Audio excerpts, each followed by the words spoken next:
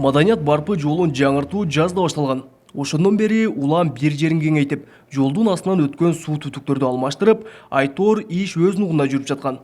Качан гана жумушчулар 3 ай айлык албай жумушун таштагандан кийин гана жол кароосуз калып, оңдоп түзөп туруу жумуштары токтоп калган.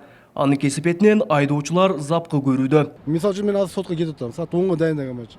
Мен уже кеч калып кетип атам. Жол буга 1 сааттык жолду уже мен 2 саат 3 саатта зор кетип атам. Машинага өтө чыгымда. Например, мына уже мен шу Жалал-абадтын жолуна ушул жерде эле каттап жүрө берип, эки жолу мен баллонумду алмаштырдым.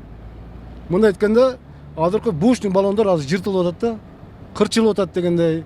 Ага тешилип калат, камера саласың 1000 сомдун үстүнөн, 600 сомго чейин, 600 сомдон 1000 сомго чейин камера саласың ичине.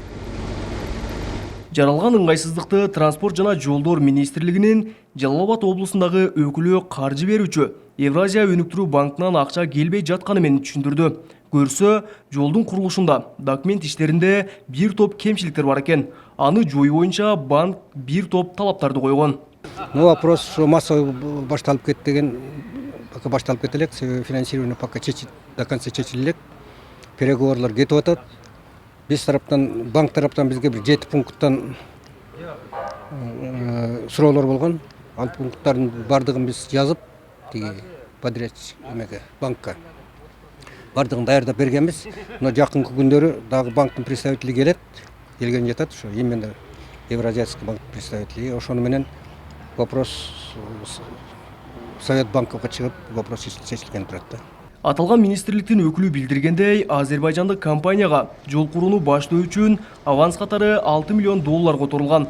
Учурда ал каражатка жолдун 10% иши аткарылган. Бирок ал акчадан жолдун курулушуна иштеген жумушчулар 3 айлык эмгек акысын ушул күнгө чейин ала элек. Алардын бири атын атабоо шарты менен азербайжандык Азверт компаниясынын өкүлдөрү иш токтогон август айы үчүн деле ири суммада айлык алып жатканына нааразычылыгын билдирди. Ага жооп катары Транспорт жана жолдор министрлигинин өкүлү төмөндөгүчө түшүндүрмө берди. Иш токтоп турганда ишканада кыймыл болуп туруш керек да. Финансылык кыймыл болуп турат ал.